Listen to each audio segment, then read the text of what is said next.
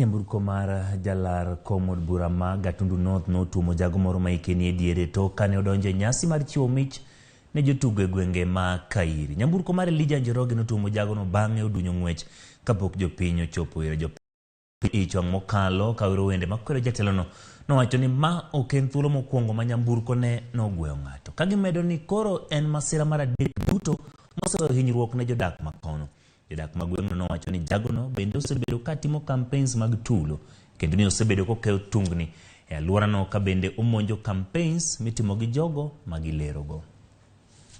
Bottom up, Jose ni bottom, na ndio manake tukuona kuja kumuinua. Fanya mikutano yako Mheshimiwa Kururia kwa njia ya amani. Hapana haribia watu wengine jameni, kwa sababu Mang'u uligonga mtu na gari, tena leo hapa Kairi tena umegonga mtu mwingine. Jameni Kururia, please I beg you, hatufanyi siasa ya kumwagaji wa damu, please koma na ukome kabisa. Hiyo ni jambo ambalo ningekondem kwa njia zozote zile, kwa sababu hiyo ni vibaya sana.